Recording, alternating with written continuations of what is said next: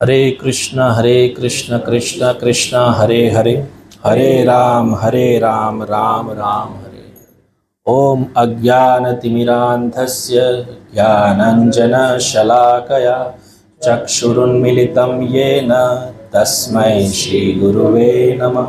श्रीचैतन्यमनोभीष्टं स्थापितं येन भूतले स्वयं रूपः कदा मह्यं ददाति स्वपदान्तिकं।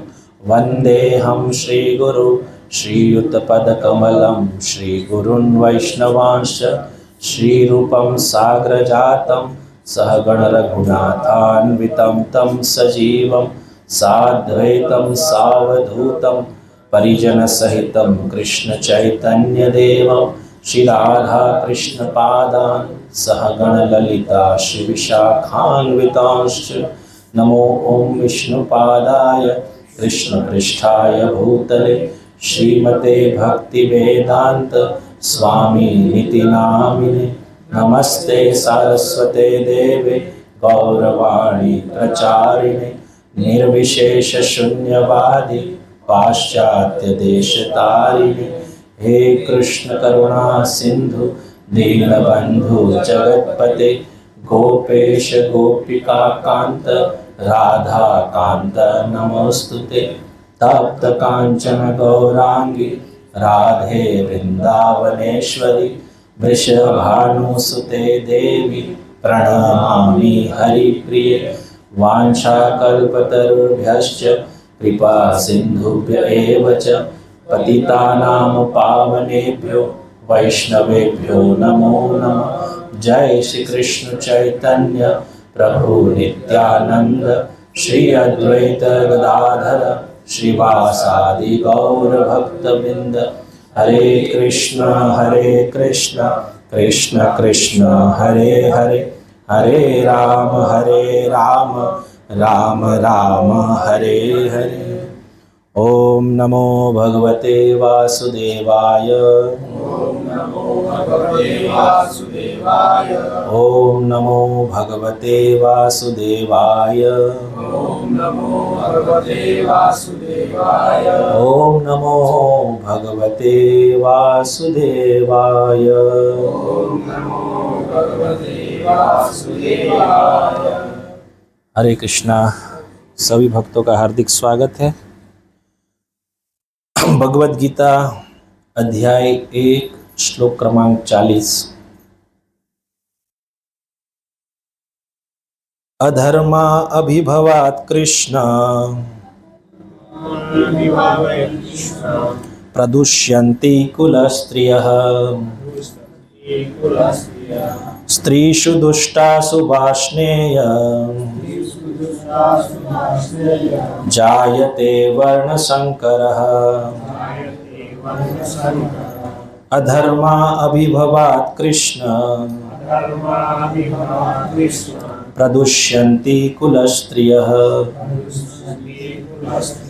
स्त्रीषु दुष्टासु वार्ष्णेय जायते वर्णसंकरः। अधर्मा अभिभवात् कृष्ण प्रदुष्यन्ति कुलस्त्रियः। स्त्रीषु दुष्टासु वार्ष्णेय जायते वर्णसंकरः। शब्दार्थ अधर्म अधर्म, अभिभवात प्रमुख होने से, कृष्ण हे कृष्ण, प्रदुष्यंती दूषित हो जाती है, कुलस्त्रियः कुल की स्त्रियां, स्त्रीषु स्त्रीत्व के, दुष्टासु दूषित होने से, वार्ष्णेय हे वृष्णिवंश, जायते उत्पन्न होती है, वर्ण संकर अवांछित संतान। अनुवाद, हे कृष्ण, जब कुल में अधर्म प्रमुख हो जाता है तो कुल की स्त्रियां दूषित हो जाती है और स्त्रीत्व के पतन से हे वृष्णिवंशी अवांछित संतानें उत्पन्न होती है। श्री प्रभुपाद की जय। तात्पर्य कोई पढ़ेगा? पढ़े है?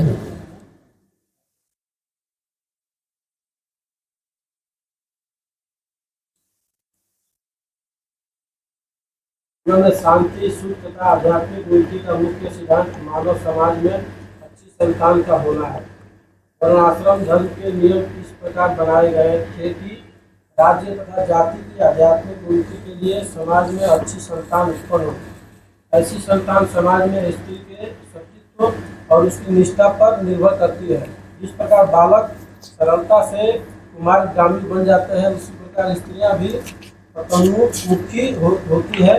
अतः बालकों तथा स्त्रियों दोनों को ही समाज के वयोवृद्धों का संरक्षण आवश्यक है। स्त्रियां विभिन्न धार्मिक प्रथाओं में संलग्न रहने पर व्यभिचारिणी नहीं होंगी। चाणक्य पंडित के अनुसार सामान्यतया स्त्रियां अधिक बुद्धिमान नहीं होती, अतः वे विश्वसनीय नहीं है। इसलिए वे विविध कुल परंपराओं में व्यस्त रहना चाहिए और इस तरह वे उनके सतीत्व तथा अनुरक्ति से ऐसी संतान जन्मेगी जो वर्णाश्रम धर्म में भाग लेने के योग्य होगी।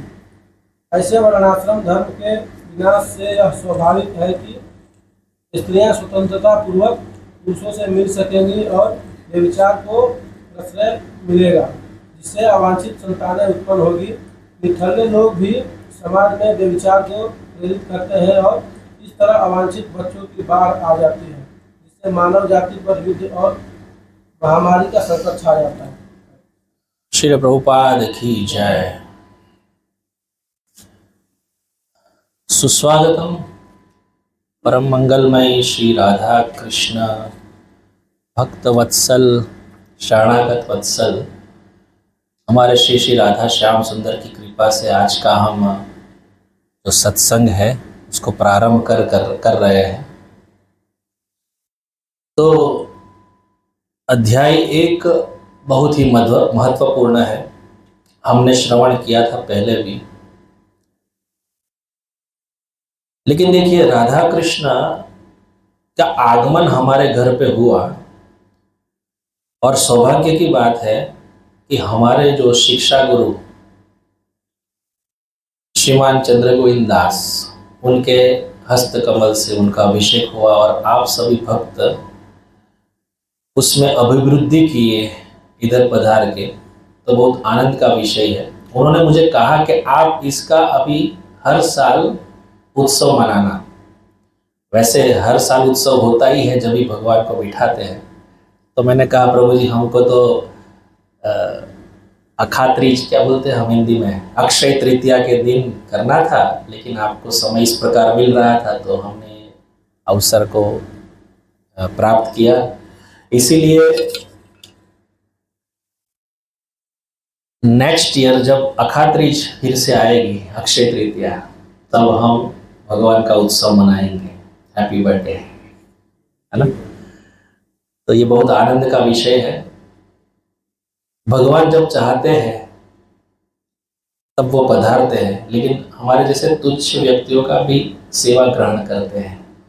मुझ में कोई योग्यता नहीं है कि मैं एक व्यासासन पे बैठ जाऊं और कुछ कहूं, लेकिन भगवान श्री राधा कृष्ण की अहेतुक कृपा से कुछ कहने का प्रयास कर रहा हूं और वरिष्ठ गुरुजन के आशीर्वाद से ये संभव होता है। शरणागत, जब रामायण में एक प्रसंग आता है, विभीषण जब लंका छोड़कर त्याग दिया ना रावण ने, तब आकाश मार्ग से अपने कुछ अनुयायियों के साथ आए। तब सब वानर चिल्लाने लगे कि विभीषण का भाई है, इसको जाने मत देना, बंदी बना लो।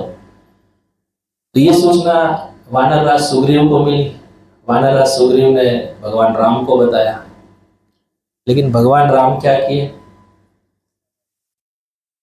भगवान राम बोले कि वो किस भाव से आए हैं, शरणागत की भाव से आए हैं ना, तो यदि वो शरणागत के भाव से दुश्मन भी क्यों ना हो, मैं उसको अपनाऊंगा।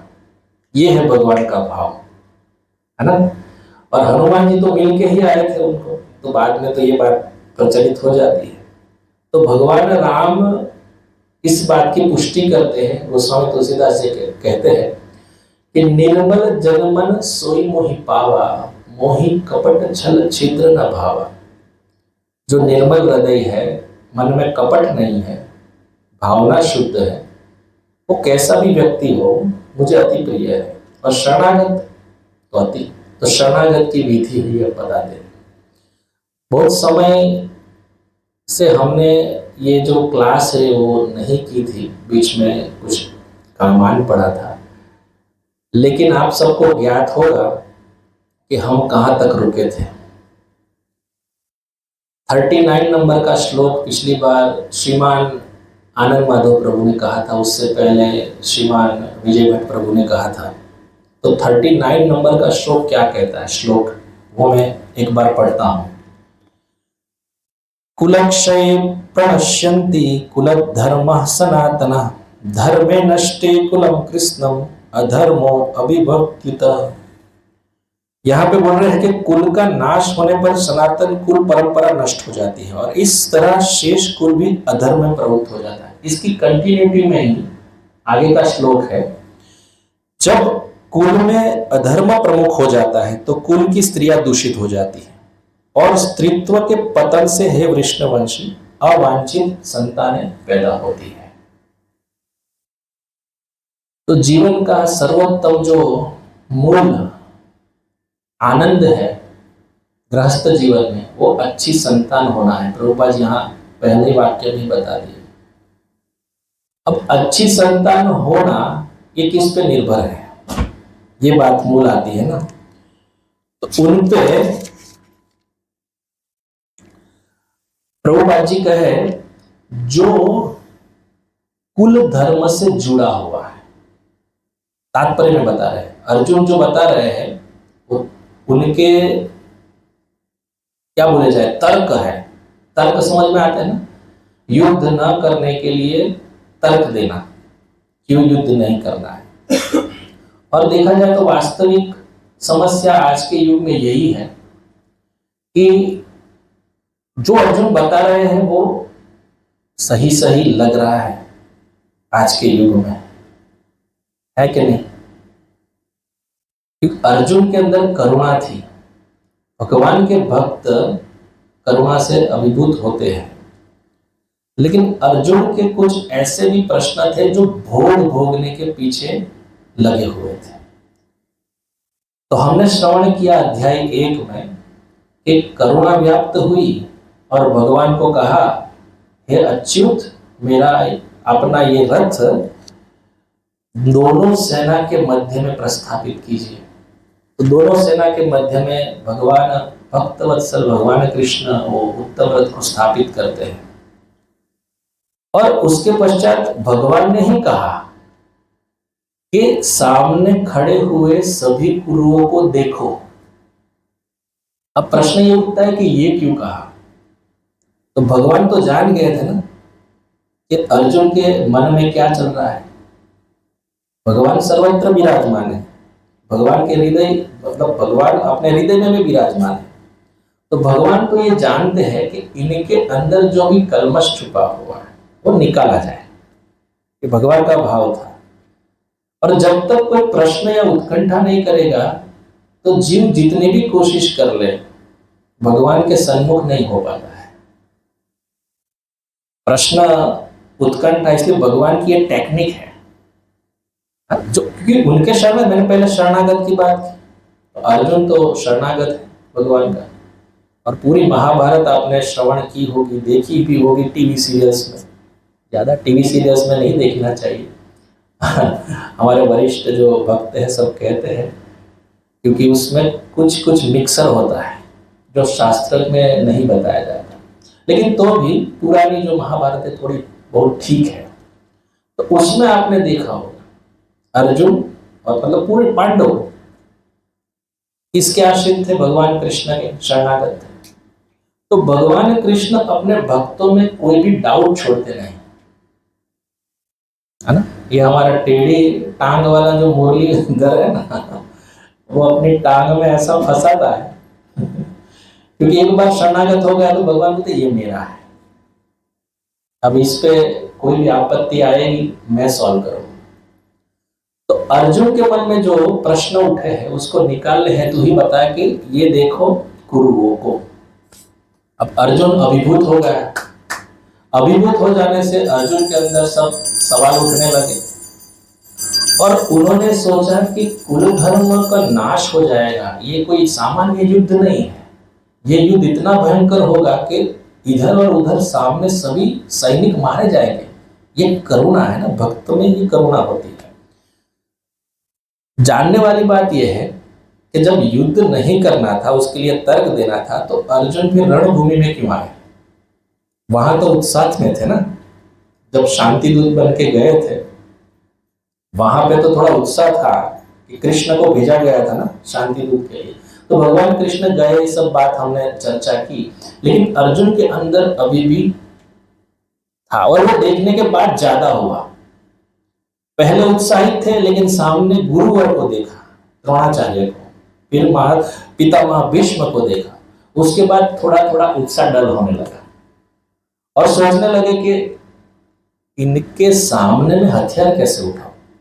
तो सब तर्क आने लगे और तर्क में बीच में भोग भोगने की भावना थी। क्या थी भोग भोगने की? जब ये लोग मर जाएंगे, मारे जाएंगे, तो राज्य लेके भी मैं क्या करूंगा, है ना, ये सब बात है। और बात अंतिम ये आती है, साधुत्व की भावना उसके अंदर थी और बाद में बताते हैं युद्ध के परिणाम बहुत गंभीर है, इसलिए युद्ध नहीं करूंगा। इसीलिए उसी पक्ष में पहला तर्क अर्जुन ये दे रहे हैं और जो आज का श्लोक हमने श्रवण किया। आज समाज में देखते हैं सबसे बड़ी जो तकलीफ है वो व्यभिचार है, बड़ी हुई है। आप देखिए कोई भी टीवी सीरियल हो, टीवी तो सब देखते हैं आजकल, सबसे ज्यादा दूषण वहां से ही आता है। भगवान कहते हैं भगवद गीता में कि ध्यायतो विषयान पुंस संगस्तेषु प्रजायते, संगात् संजायते कामा, कामात् क्रोधो विजायते, क्रोधात् भवति सम्मोहा, सम्मोहात् स्मृति विभ्रमः, स्मृति भ्रंशात् बुद्धिनाशो, बुद्धिनाशात् प्रणश्यति। ये क्रम है। प्रथम बताया भगवान ने, दूसरे अध्याय में ये श्लोक आता है कि कोई विषय का ध्यान करने से मन में लालसा जगती है, आसक्ति आती है। ध्यान तो विषयान पुंस, विषय की। मान लो बाजार में हम गए और नया आईफोन का मॉडल आया या कोई फोन आया तो क्या हो जाएगा, हम तुरंत ऐसे देख के थोड़ा पैसा कम पड़ रहा है लेकिन ये लेना तो चाहिए, ले लो। विचार 2-3 चलेंगे, जब सैलरी आएगा तो प्लान बनाएगा और ले ले। तो ध्यान तो क्या है, ध्यान करना। कोई विषय वस्तु का ध्यान करने से उस विषय वस्तु में आसक्ति आती है। ध्यान तो विषयान पुंस संगस्तेषु प्रजायते, संजात संजायते काम। आसक्ति आने से कामना उत्पन्न होती है और कामना में व्यवधान आने पर क्रोध, ये क्रम है। और क्रोधात् भवति सम्मोह, एक विशिष्ट प्रकार का मोह उत्पन्न हो जाएगा जब क्रोध आ जाएगा व्यक्ति में। क्रोधात् भवति सम्मोहा, सम्मोहात् स्मृति विभ्रम। जब क्रोध आता है तो सही और गलत की पहचान नहीं होगी, है ना। कोई बहुत क्रोध में आ जाएगा तो कुछ भी बोल देगा, सामने वाले को आहत कर देगा, मारा मारी पे भी आ जाएगा और फिर बाद में सोचेगा। तो उसको क्या बोलते, स्मृति भ्रम। जो करना है वो नहीं करेगा, गलत गलत करेगा। तो स्मृति भ्रंशात् बुद्धि नाशो। अब स्मृति का विभ्रम हो गया है तो बुद्धि का नाश हो जाता है और बुद्धि नाशात् प्रणश्यति। तो मूल ये है, विषय वस्तु में चिंतन करने से उस वस्तु के पीछे आसक्ति लगती है। तो आजकल देखा जाए टीवी सीरियल के माध्यम से सब जगह देखते हैं तो क्या है, हर एक एड में स्त्रियों को लाया जाता है और स्त्री को प्रदर्शित किया। अभी कार की एड हो, मानो कार की एड में स्त्री की क्या जरूरत है, लेकिन ये समाज के व्यक्तियों की मानसिकता को पहचानते हैं। वो जानते हैं कि ये लाएंगे, स्त्री को देख के वो कार खरीदने जाएगा, है ना। तो ये क्या है, सभी जीवों के अंदर भावना व्यभिचार, और व्यभिचार भक्ति में आगे नहीं बढ़ने देते। भगवान 14वें अध्याय में कहते हैं, माम च यो अव्यभिचारेण भक्ति योगेन सेवते। माम च यो अव्यभिचारेण, मतलब जो व्यभिचारी भक्ति नहीं करता, वो क्या करता है? सगुणान समित्येतान ब्रह्म भूयाय कल्पते। तो वो गुणों को पार कर जाता है और गुणों को पार करके ब्रह्मभूत अवस्था को प्राप्त करता है। तो व्यभिचार आना ये वास्तव में हमारे भक्ति में अवरोध है और स्त्रियों को इससे बचना जरूरी है। ये श्लोक में अर्जुन ये बता रहे हैं, स्त्रीषु दुष्टाशु वाष्णे जायते वर्ण संकर। यहां बताया अब ये युद्ध होगा हे केशव, तो युद्ध में सब जो मर्द मारे जाएंगे, तो स्त्रियां जो घर पे बैठी है वो अकेली हो जाएगी। अब कुल धर्म नष्ट हो गया तो जो वर्णाश्रम व्यवस्था है वो अस्त व्यस्त हो जाएगी। कहीं भी कोई शादी करने लगेगा, विवाह करने लगेगा, या तो विवाह भी नहीं करेगा, अवैध संबंध भी चालू हो जाएगा, कोई कंट्रोल ही नहीं रहेगा, तो क्या हो जाएगा? सभी स्त्री व्यभिचार में लग जाएगी। अब स्त्री व्यभिचार में लग जाएगी तो क्या हो जाएगा? अवांछित संतानें पैदा होगी। इसलिए प्रभुपाद ने प्रथम ये वाक्य बताया कि जीवन में शांति, सुख तथा आध्यात्मिक उन्नति का मुख्य सिद्धांत है मानव समाज में अच्छी संतान का होना।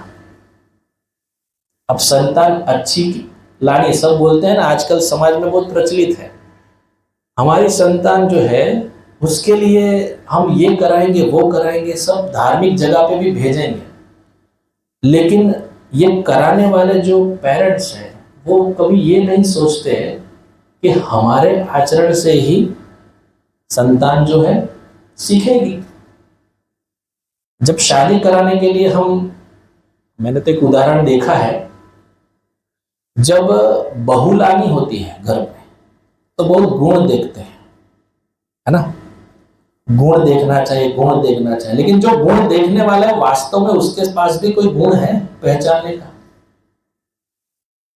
नहीं। वो मंदिर जानी चाहिए, पूजा पाठ करनी चाहिए, ये करनी चाहिए, और बेटे को बोलेगा बेटा कुछ भी करे, वो एकदम धुंधुकारी जैसा हो तो भी चलेगा। ये कहेगा कोई मेल नहीं खा रहा है ना।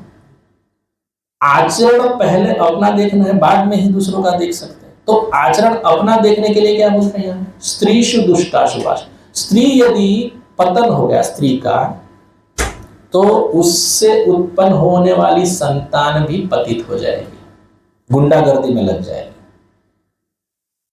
सबसे बड़ी समस्या आज की यही है। देखिए, श्रीमद् भागवतम में कुंती महारानी बहुत सुंदर स्तुति करती है। उसमें बताया है कि तथा परम हंसानाम मुनिनाम अमलात्मनाम भक्ति योग विधानार्थम कथम पश्यन ही श्रिय। ये जो अपने आप के बताती है, हम जो स्त्रियां हैं वो हे केशव, हे मधुसूदन, आपको कैसे समझ पाएगी? क्योंकि आपका जन्म तो अमलात्मा, विमलात्मा, बड़े बड़े योगी और मुनियों के हृदय में भक्ति का प्रादुर्भाव करने के लिए हुआ है, और हम स्त्रियां कैसे समझे? तो ऐसी बात नहीं है कि स्त्री हमेशा पतित है। ये कहां से जुड़ी हुई है? वो वयोवृद्ध के अंडर में उन्होंने अपनी ट्रेनिंग ली हुई है, अपनी विचारधारा भी उस कुल के हिसाब से है, तब ऐसी भावना आ सकती है। तो हमेशा स्त्रियों को ही खराब दिखाने की कोई भावना नहीं है। जैसे वरिष्ठ वैष्णव कहते हैं, मैंने सुना है कथा में, कि कोई बहुत अमूल्य वस्तु है, मानो कोई हीरा रत्न, तो उसको कहाँ रखते हैं हम? कोई मेज या ताला लगाने वाली कोई तिजोरी में रखते हैं कि नहीं? तो स्त्रियों का भी ऐसा कहा गया है शास्त्रों में कि वो रत्न है, उसको भी संभाल के रखना चाहिए। ओपनली कहीं भी रखना नहीं चाहिए। आजकल स्त्रीत्व की बहुत मांग है, बोलते हैं ना, अधिकार दो, स्त्री को भी अधिकार दो। शास्त्रों में यह बताया गया है स्त्री को अधिकार है, लेकिन शास्त्र के हिसाब से उनका धर्म जो निर्धारित किया गया है उसमें वो सक्सेस हो प्रथम, और उसको कहने की आवश्यकता नहीं है कि स्त्री का धर्म क्या है ना? पति की सेवा, इससे ही उसको भगवत प्राप्ति हो जाएगी। कुंती महारानी की स्तुति की बात की। कुंती महारानी ने पूरे जीवन क्या किया? कुंती महारानी केवल अपने पति को प्रेम करे और भगवान कृष्ण में निश्चल प्रेम है, उनके अलावा नहीं। और जब पति ना हो तो उनको अपने पुत्रों के आश्रय में रहते हुए भगवान की भक्ति करनी चाहिए। श्री प्रभुपाद अपने तात्पर्य में कहते हैं कि स्त्री को कभी भी स्वतंत्र होने के लिए खुला नहीं छोड़ना चाहिए, क्योंकि रत्न है ना, हीरा। जब वो बाल्यकाल में होती है तब पिताजी के संरक्षण में होनी चाहिए। जब वो तरुण हो जाए, शादी करने की उम्र में हो जाए, विवाह करने की उम्र में, तब वो अपने पति के संरक्षण में होनी चाहिए। और जब पति ना हो, अकेली हो, तब उसको अपने पुत्रों के आश्रय में रहना चाहिए। यह वैदिक परंपरा है। यदि ऐसा नहीं होगा, उनकी खुली विचारधारा से स्त्री का पतन होना निश्चित है। ऐसे हमारे शास्त्र में बहुत सारी बातें हैं ऐसी, जैसे देखा जाए तो मानो सीता देवी है ना, अब रावण उसको छू भी नहीं सकता था, ले जाने की बात तो दूर, केवल दृष्टि, क्योंकि महान सती है सीता माता, उनकी दृष्टि पड़ जाती तो वहां का वहां जल जाता रावण। लेकिन तो लीला है भगवान की, आपको सबको ज्ञात है। और वहां जाके भी जब हनुमान जी वहां जाते हैं उनको खोज करने के लिए, जब उनसे मिलते हैं तो हनुमान जी कहते हैं, माता आप मेरी पीठ पे बैठ जाए, मैं तो आपका पुत्र हूं। तो भी सीता माता क्या बोलती है, वास्तव में आप मेरे पुत्र हैं, लेकिन जब रघुवर मेरे पति मुझे लेने आएंगे तभी मैं जाऊंगी, वो रावण का वध करेंगे तभी मैं जाऊंगा। तभी क्यों? ये धर्म है स्त्री का कि पति के संरक्षण में ही रहा जाए। जब तक वो अकेली विचरने लगेगी, वयोवृद्ध के कुल के हिसाब से कर्म नहीं करेगी, तब तक उससे उत्पन्न होने वाली संतान में कोई भी आकांक्षा नहीं रखनी चाहिए कि वो उन्नत होंगे। जुड़े हुए होने चाहिए। यहां पे एक वर्ड यूज किया, स्त्रियां विभिन्न धार्मिक प्रथाओं में संलग्न रहने पर व्यभिचारिणी नहीं होगी, है ना, तात्पर्य में। और विविध कुल परंपराओं में व्यस्त रहना चाहिए उनको। इस तरह उनके सतीत्व तथा अनुरक्ति से ऐसी संतान जन्मेगी जो वर्णाश्रम धर्म में भाग लेगी। वर्णाश्रम व्यवस्था कोई जानता है क्या है? हाँ हाँ, तो वर्ण और आश्रम दो अलग अलग है ना। वर्ण क्या है? भगवान बोलते हैं चातुर्वर्ण्यम मया सृष्टम गुण कर्म विभागशः, गुणों के माध्यम से बांटा गया है। भगवान ने ये व्यवस्था ये बनाई है। तो कुल जो है उसमें वर्णाश्रम बहुत आवश्यक है।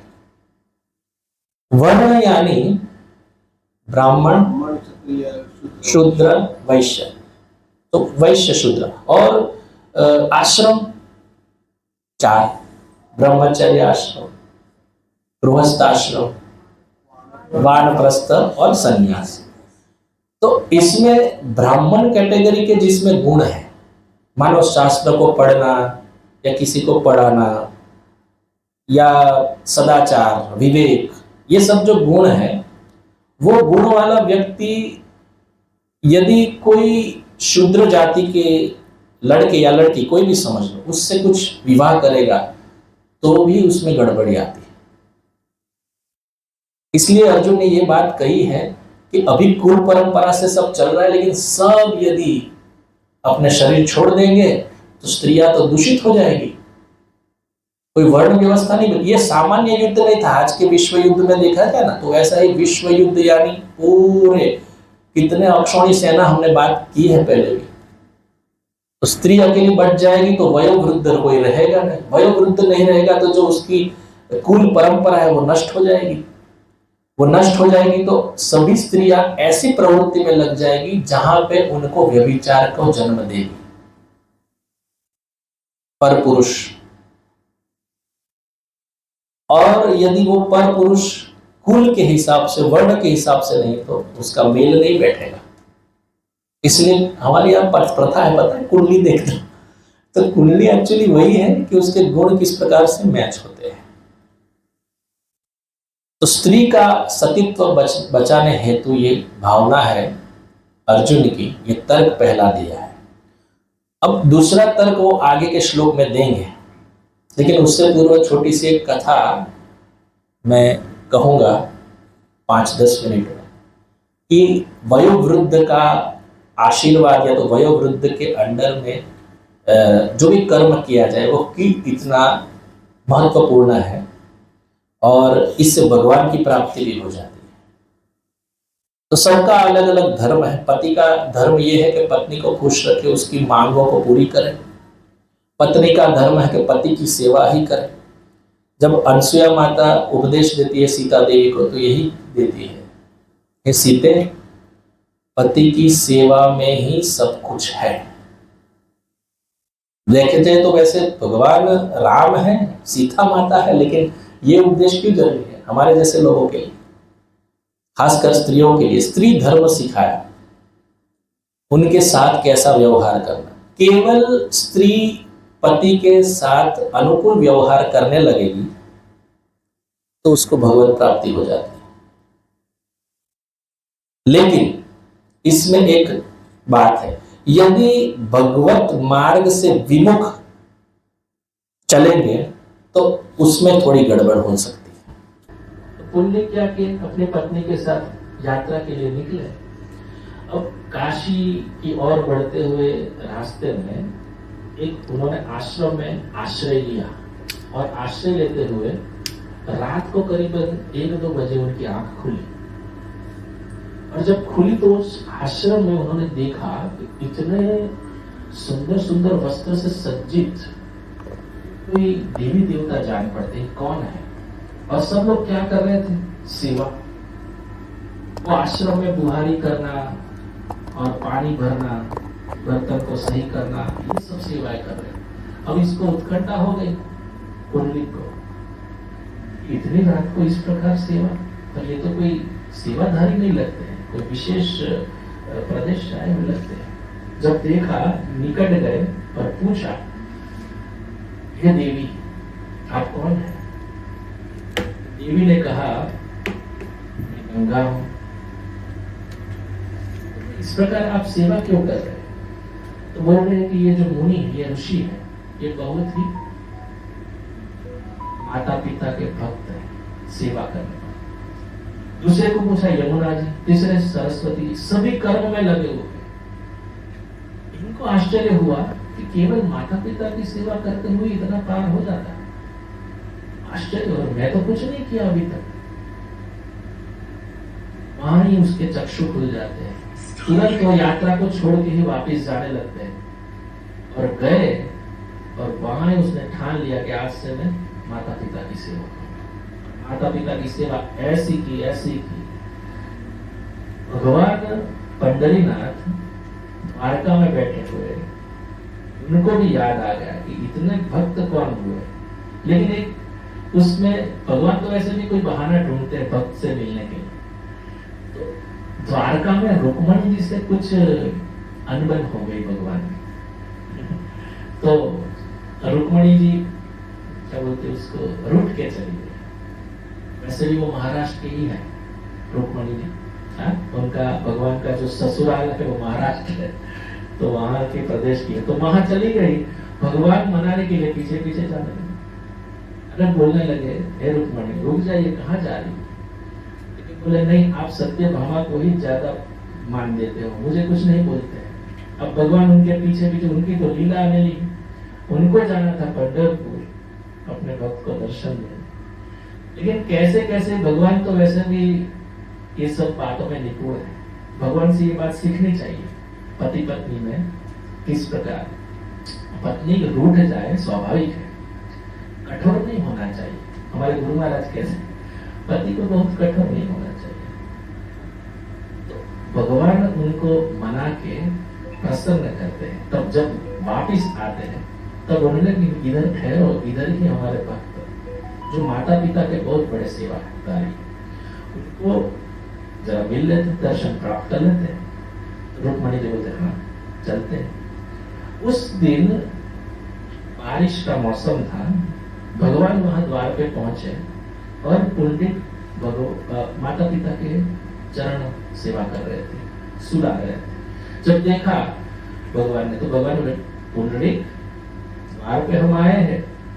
अब जब ऐसा सुना तो उन्होंने ध्यान दिया नहीं तो भगवान बोले अरे कैसा भगत है, मैं खुद इधर आया हूं, मुझे देखता भी नहीं। और रुक्मणी जी भी खड़े, तो रुक्मणी जी भी सोच रहे हैं। अब 2 बार बोला और वहां से पुंडरीक को ये भान हुआ, एक ईंट पड़ी हुई, वो ईंट वहां से सरका दी। अभी हमारे माता पिता पहुंच रहे हैं, आप तनिक बाहर ठहरिए, मैं आपसे बाद में भेंट करूंगा। ऐसे करके ईंट सरकारी इसके ऊपर, ईंट इसलिए सरकारी उसके भी भाव है, लेकिन वहां वैसे भी कीचड़ हुआ था, मैं यहाँ खड़ा रहूं, भगवान बोल रहे कुछ तो आसन दो मुझे, तो आसन के लिए ही ईंट सरकारी, यहाँ पे खड़े हो जाए थोड़ी देर। और वहां पे भगवान पंडरीनाथ खड़े हो जाते हैं।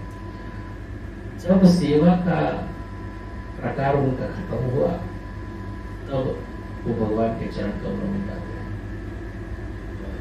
निवेदन करते हैं। भगवान अत्यंत प्रसन्न होते हैं, बोलते हैं, और भगवान को यही प्रिय है। भगवान को ज्यादा हम बहुत ही आदर सत्कार है, नॉर्मली है, लेकिन भगवान को ये प्रिय है कि जो उन्होंने सेवा दी है वो अच्छे से निभाए। जैसे हमको सेवा दी है, हमारा फैमिली का भरण पोषण करना है ना, ये भी अच्छे से निभाए, वो भगवान को अति प्रिय है। साथ में मुझसे प्रेम करे, है?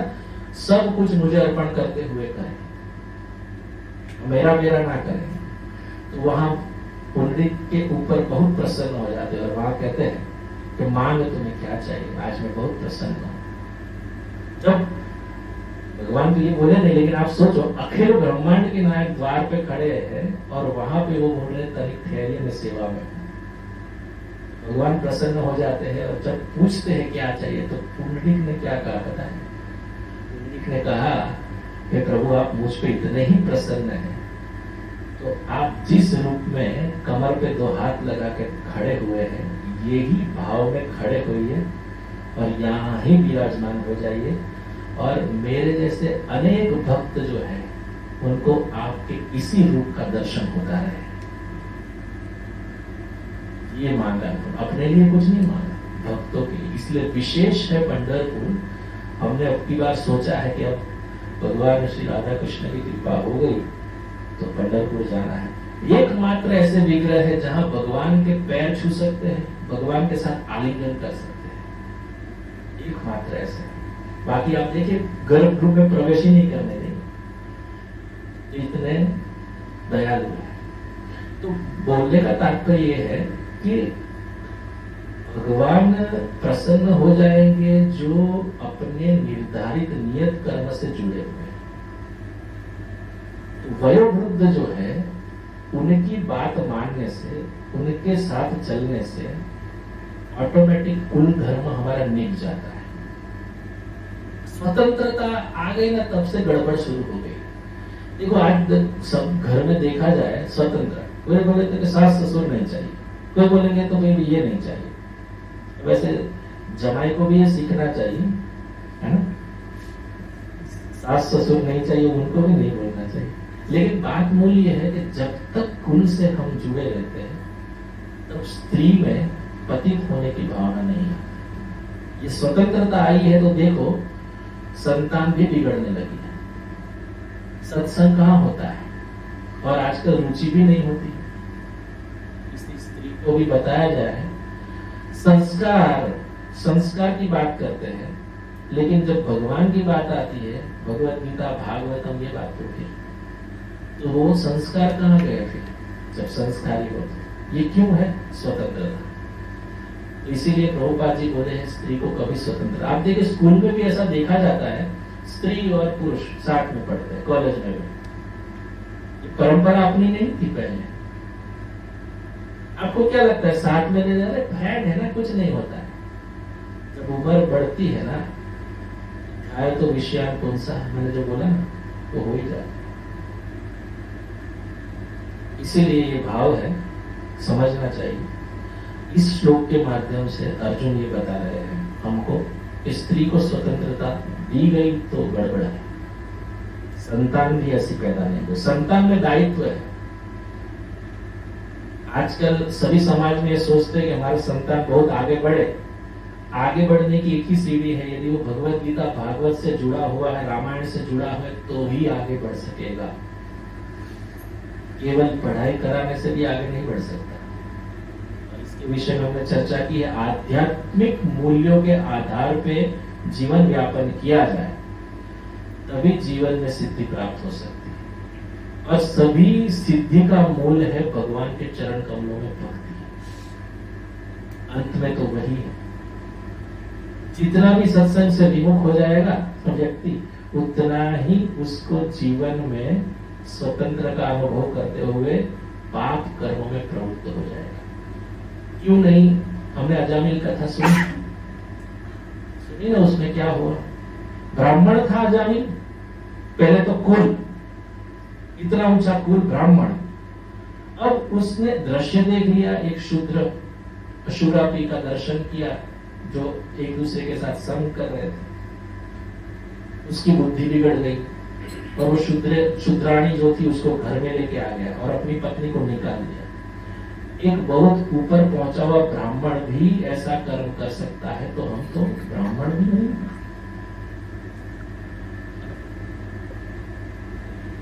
इसके लिए जरूरी है स्त्री का सतीत्व बचाना हो और संतानों में अच्छे संस्कार डालने हो, तो सत्संग से जुड़ के भगवान की भक्ति में ही मन लगाना चाहिए। प्रहलाद महाराज इसी विषय को दर्शा रहे हैं और अपने स्कूल में जब पढ़ने जाते हैं तो सभी अपने कलीग्स को भी यही सिखाते हैं, भगवान की भक्ति कैसे की जाती है। आज के श्लोक में ज्यादा मैं नहीं कहूंगा, एक बात मूल है कि स्त्री का पतन हो जाना इसको दर्शा रहा है कि उसकी पूर्ण रूप से स्वतंत्रता है। यदि वो जुड़ी रहेगी कुटुंब से, कुल से, तो उसमें उन्नति होगी और संतान भी सुंदर आएगी, अच्छे विचार वाले आएगी। बहुत सारा कहने की बात है इसके विषय में, लेकिन मैं आज यही विराम दूंगा। अगला श्लोक हम अगले वीक में करेंगे। आगे बहुत सारे तर्क देते हैं, तर्क का भी मैं गिना दूं लास्ट में। पहला तर्क ये दिया कि स्त्री दुष्ट हो जाएगी, दूसरा अवांछित संतान पैदा होगी, पिंडोदक क्रिया लुप्त हो जाएगी, कोई पानी देने वाला नहीं बचेगा पितरों को, और इतने जघन्य कर्म करने से हम नरक के भागी बनेंगे। तो भगवान को भी शामिल कर दिया हम आगे श्लोकों में आएगा। तो ऐसे कुल 5 कारण दिए अर्जुन ने जो तर्क है। तो आपको रिवीजन में बताया मैंने, करुणा हुई, दूसरा उनको भोग भोगने की लालसा हुई, क्योंकि कोई स्वजन नहीं रहेगा तो मैं भोग कैसे भोगूं, फिर जरूरत ही नहीं है मुझे। तीसरी बात यह है कि साधुत्व, दया आई उस पर कि सब सैनिकों पे साधुत्व। और चौथी बात जो है वो तर्क देने लगा। और आगे बताते हैं कि ये मैंने गुरुजन से सुना है।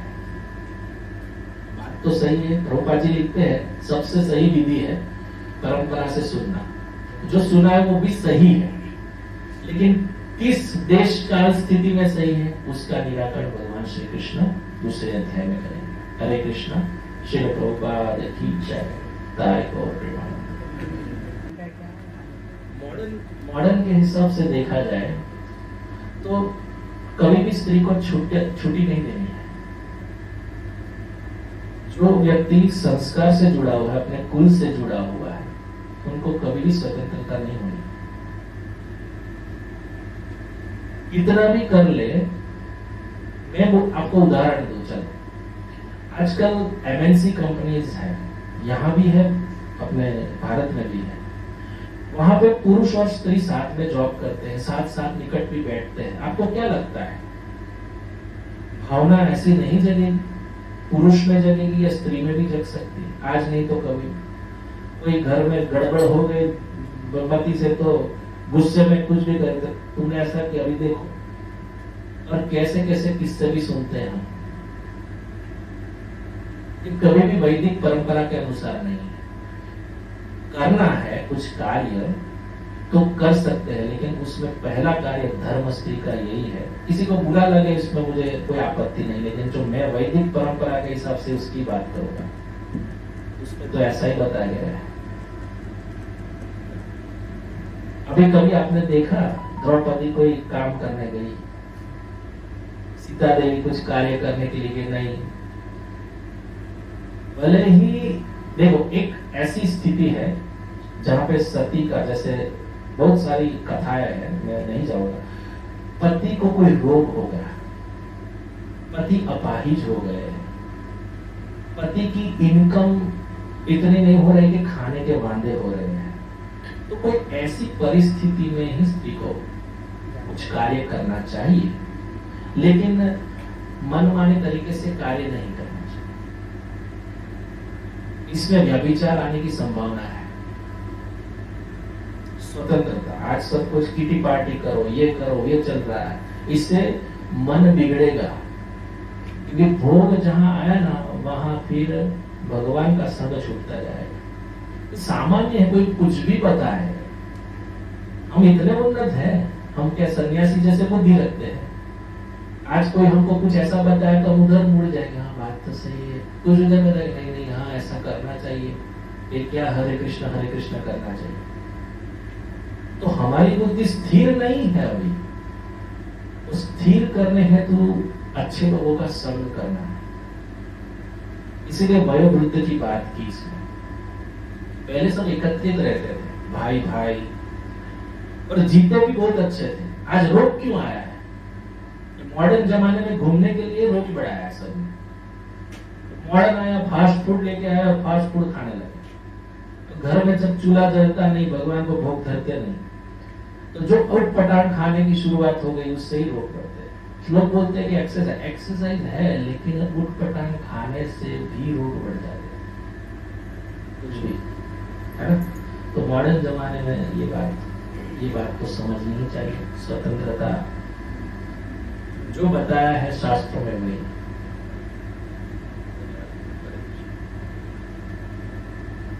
कोई प्रश्न बोलिए, है तो वरना फिर यहाँ विदा हो।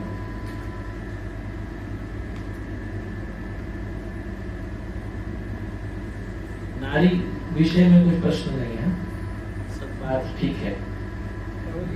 खास करके मेरे हिसाब से जो एकता है ना, एक एक्टिव रहना, जो हमारे फैमिली मेंबर्स है, हमारे भाई लोग हैं, हमारे माता जी पिताजी जो भी है, हम लोग एक साथ रहते हैं। तो अभी समझिए हम लोग एक में है, 3 भाई हैं, एक ही में है। हमारे 3 मतलब जो हमारी वाइफ है, हमारी भाभी है, हम लोग एक ही साथ। तो यदि ऐसा रहे तो कोई प्रॉब्लम नहीं है। मतलब हमारे बच्चे, हमारे भाभी, हमारे पिताजी, माता जी सब लोग एक ही साथ हैं। तो ऐसा तो रह सकते हैं ना, एक साथ रहना अच्छा है, वही बताओ ना। मतलब ऐसा रह सकता है। लेकिन अभी क्या है, बहुत सारे लोग राय देते हैं, मेरे भाई तुमको कमा रहे हो इतना, तुमको कल जाके रोना पड़ेगा, तुमको सबका खर्चा चला रहे हो, ऐसा राय देने वाले भी लोग हैं। तो आपको क्या लगता है? वो तो आपको निर्णय लेना है ना, शास्त्रों के हिसाब से सही क्या है, गलत क्या है। लेकिन आज के जमाने में, आज के तौर पे जो मतलब अच्छा लड़की नहीं मिली, कोई किसी को शादी हुआ, किसी को ऐसा, मतलब इसके लिए खराब हो रहा है ना हम लोग। नहीं, पूरा ना देखो, मैंने पहले कहा इसमें नारी का कोई गलत नहीं दिखाया गया, रत्न है। यत्र नारी पूज्यन्ते तत्र रमन्ते देवता, मतलब उनकी बहुत पूजा आराधना है। ऐसी बात नहीं है कि नारी को क्या बोलते हैं हक नहीं दिया गया है और उसको कुछ नहीं करना, काम करते रहो, घर में बैठे रहो, ऐसी बात नहीं बोली मैंने। अब समझो इसको, उनको भी हक है, पति भी उनको खुश रखे, कोई खिलौना नहीं है नारी, इसका गलत मतलब नहीं लेना चाहिए। धर्म हमारे कुल में, जैसे कुल अलग अलग है सबके, लेकिन धर्म एक है, जैसे वर्णाश्रम व्यवस्था में नारी का धर्म है देखभाल करना बच्चों का, और खुद बच्चों को भी शिक्षित करना, संस्कार, और वो भी भगवान की भक्ति करते करते। संस्कार आज लोग ये बताते कि बुरा मत सोचो, सब सही करो, लेकिन भगवान से विमुख है तो वो भी संस्कार नहीं आए। भगवान राम को प्यार करते हैं, उनको चाहते हैं, भगवान कृष्ण को करते हैं, नरसिंह जी को, जो भी भगवान के अवतार है उनको करो, लेकिन संस्कार के नाम पे भगवान से विमुख हो गए तो जो हमारा मूल उद्देश्य है, बैक टू गॉड है, वो तो संपूर्ण नहीं हो पाएगा। पुनरपि जन्मम पुनरपि मरणम होता रहेगा। तो आप जो बता रहे हैं, साथ में रह के भी आसक्ति नहीं बढ़ानी है, ये हमारा उद्देश्य नहीं है। हमको सेवा मिली हमारे पिछले कर्म के अनुसार, जो स्थिति भगवान ने दी है उसमें खुश रहना सीखना चाहिए।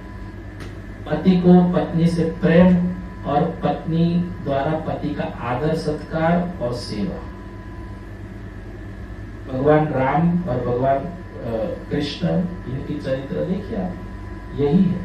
अगर ज्यादातर भगवान राम के चरित्र में आप देखिए, कृष्ण ने तो 16,108 रखी, लेकिन एक की भी कंप्लेन नहीं आई कि कृष्ण ने ऐसा किया। हम तो एक में त्रस्त हो जाते हैं। तो कैसा जीवन है ना? भगवान राम आदर्श, उनके धर्म के पद चिन्हों पे हमको चलना सीखना चाहिए पुरुषों को, और सीता देवी के, माता सीता के पद चिन्हों पे चलना सीखना चाहिए सभी नारी को। ये हमारे आदर्श है, हमारे पिता है। समझ में आया? अब ये बताओ, मैंने पहले ही बताया, कहाँ वो लोग नए वो स्वतंत्रता दो, ये करने जाएंगे, हम वो करने जाएंगे, और इसका फायदा उठाते हैं यदि पति, तो वो भी गलत है। मैंने पहले बता दिया, भगवान से विमुख चले तो फिर वो गृहस्थ जीवन भी सुखी नहीं होगा। दोनों को एक, जैसे रेल की पटरी चलती है ना, एक भी पटरी इधर उधर होगी तो गिर जाएगी। साथ में भगवान की भक्ति करते करते गृहस्थ जीवन को निभाना, साथ में रहना अच्छा है, आयुष्य बढ़ेगा प्रभु, लेकिन शास्त्रों के साथ। आजकल क्या है कि भाई तो रह लेते हैं, लेकिन परिवार में जो 2 या 3 भाई हैं, तो पहले तो जैसे बड़े वाले की शादी होती है, कई बार तो जो है सासू और बहू में ही शुरू हो जाता है मामला। अगर उनका एक्शन करके उनका ठीक भी चलता रहता है, जैसे दूसरे वाले भाई की शादी होती है ना, उसके बाद तो फिर मुश्किल है घर में, इसलिए रोना ही पड़ता है। इसीलिए संस्कार ना प्रभु, आज प्रॉब्लम क्यों हो रहा है? प्रॉब्लम कुछ भी हुआ, मानो सास के साथ हुआ या फिर बहू के साथ, तो क्यों होता है? धर्म से वो विमुख है। इसलिए यहाँ पर जब अधर्म प्रवृत्त हो जाएगा तब स्त्रियां दूषित हो जाएगी, अधर्म कुल क्षय से हो जाएगा। तो यह बात है, धर्म से न जुड़ने के कारण ये समस्या आती है। अब किसी को ये बताया जाए कि तुम्हारा कर्तव्य क्या है, तो बोले कि भाई पुरुष को लेकर मेरा जॉब, पैसा कमाना, ये, तो हम भी वही लाद देंगे संतान पे, भाई तुम ये करो, क्या कमाओगे, फलाना करो, ये करो। लेकिन भगवान के प्रति प्रेम जगाने का जो काम है वो नहीं कर पाए, तो कहीं ना कहीं हम फेल हो गए हैं ना। ये परंपरा आगे से चली आ रही, इसलिए वो नहीं समझ रहे हैं। सासू माँ नहीं समझ रही है, तो सासू माँ यदि समझ रही है तो बहू नहीं समझ रही। ये समस्या इसीलिए आती है क्योंकि वो मूल धर्म से ही जुड़े नहीं, कि माता पिता शिक्षा नहीं, शिक्षित नहीं। लड़की भी जो बारे ढूंढते हैं। हाँ, मैं वही तो बोल रहा हूँ ना। देखो, स्त्री के अधिकार की मांगों की बात नहीं है, कभी कभी गलतफहमी हो जाती है, लेकिन पहले ये तो जानो कि स्त्री का अधिकार क्या है, उसका धर्म क्या है। आज सब च्युत इससे हो गए हैं, समाज में अव्यवस्था फैल गई और स्त्रियां हाँक रही है पुरुषों को, ऐसे भी बता दी तेरे से मैं ज्यादा कमा, ऊंचा मत मोड़, नीचे बिठा के रखती है, ऐसी स्त्री नरक में वास करेगी। ये पक्का लिख लो, शास्त्र में लिखा है। जो स्त्री पुरुष को दबा के चलेगी वो नरक जाएगी। ये सीधी बात बता रहा हूं, जो शास्त्रों की मैंने पढ़ा नहीं, मैं सुना है, मैं इतना जानकार भी नहीं हूं, लेकिन ये बात है। और पुरुष भी अपना हक जताने के लिए स्त्रियों को मान नहीं देंगे तो उनका भी प्रॉब्लम है। जरूरी नहीं है पुरुष हो गए तो बस धाक जमा के बैठो। उनको कैसे ऑर्नामेंट्स देना, उनको कोई गिफ्ट देना, ये भी होना चाहिए। भले ही आप छोटा दो, लेकिन दो।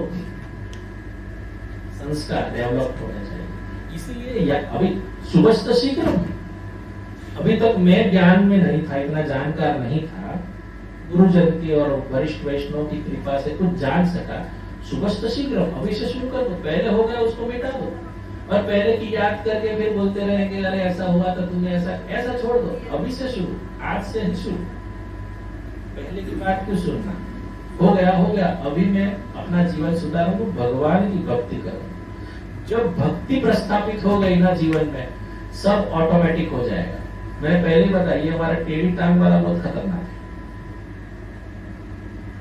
शरणागत हो गए ना, वो कभी नहीं छोड़े। प्रभु जी रामचरितमानस में 2 प्रसंग आता है विवाह, एक शंकर भगवान का और एक प्रभु श्री राम का।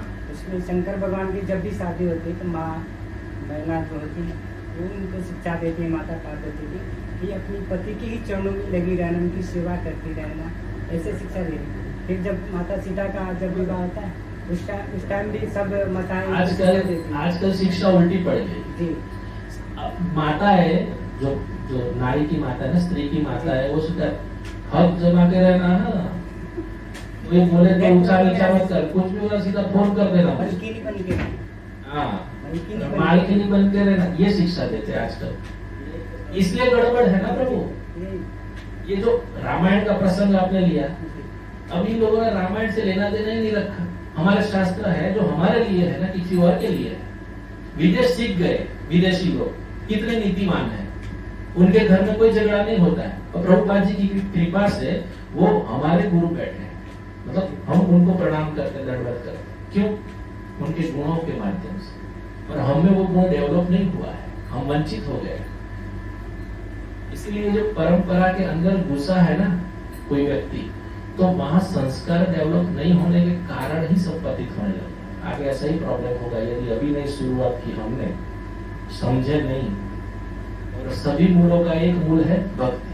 मैं बार बार ये बोलता हूँ, कुछ सुधरने की आवश्यकता नहीं। भगवान का भक्ति ही, भगवान की चरण कमलों की भक्ति ही हमको ऊपर ले जाएगी। सुधर मतलब आप ये करो, ये मत करो, ये मत, कुछ नहीं, केवल शरणागति।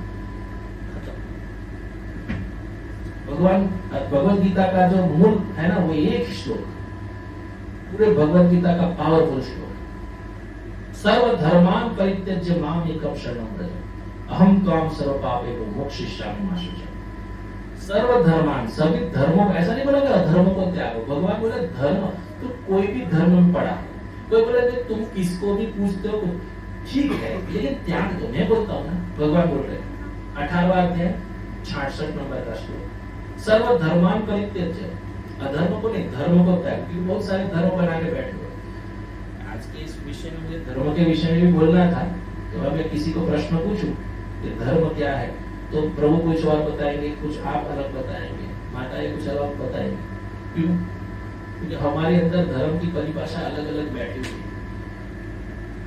लेकिन भगवान बोले सर्व धर्मान परित्यज्य, परित्यज्य त्याग कर दो, मां में करो, मेरे शरण हो जाओ, मैं तुम्हारे सर्व पापों को नाश करूं। अब जब अखिल ब्रह्मांड के नायक ये बता रहे हैं कि भाई शरणागत हो जाओ, मैं नाश कर दूंगा, तो हम क्यों कोशिश करें? मेरे प्रभु पे छोड़ दो। आप संभालो, जैसा हूं प्रभु आपका हूं। अब आप मुझे गिराओ या उठाओ, खत्म। ये भक्ति। तो आज के विषय को और ना बढ़ाए। आपको कोई प्रश्न तो पूछ सकते हैं या यहाँ विराम देंगे? माताओं के सम्मान में एक चौपाई, माता के सम्मान में मैंने बहुत कुछ बोला है। चौपाई बोलिए।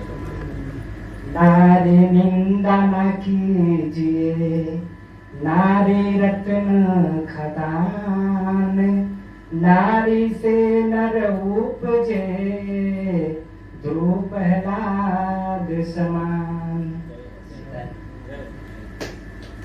जय हो। हरे कृष्णा कृष्ण कृष्ण हरे हरे, हरे राम राम राम हरे हरे।